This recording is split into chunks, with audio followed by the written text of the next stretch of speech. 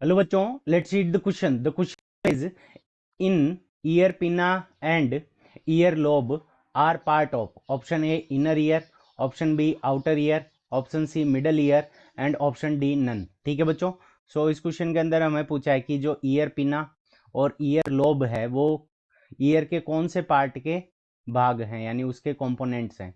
सो इस क्वेश्चन को करने के लिए हम क्या करेंगे, की कॉन्सेप्ट अप्लाई करेंगे। सो की कॉन्सेप्ट के अंदर देखो, ईयर के तीन पार्ट होते हैं। एक होता है हमारा आउटर ईयर, एक होता है हमारा उसके बाद में मिडल ईयर और उसके बाद में हमारा जो लास्ट पार्ट होता है उसको हम कहते हैं इनर ईयर।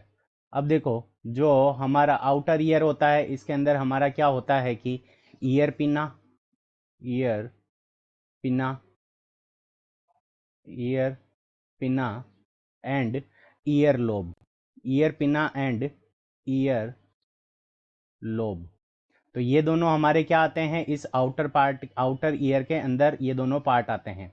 ठीक है, अब ईयर पिना और ईयर लोब, ईयर पिना जो होगा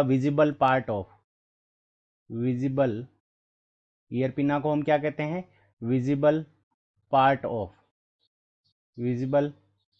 ऑफ आउटर ईयर। ठीक है बच्चों, तो विजिबल जो पार्ट होगा आउटर ईयर का वो हमारा क्या होगा, ईयर पिना। और ईयर लोब हमारा, जैसे मान लो ये हमारी कान की स्ट्रक्चर है, तो यहाँ पे जो नीचे वाला जो पोर्शन होता है इसको हम क्या कहते हैं, ईयर लोब। इसको हम क्या कहते हैं, ईयर लोब। तो ये भी हमारा किसका पार्ट होगा, तो आउटर ईयर का पार्ट होगा। तो ईयर पिना और ईयर लोब दोनों ही हमारे आउटर ईयर के पार्ट हैं और ऑप्शन बी के अंदर हमें आउटर ईयर गिवन है। So outer ear is the correct answer of this question. I hope you understood it well. Best of luck. Thank you.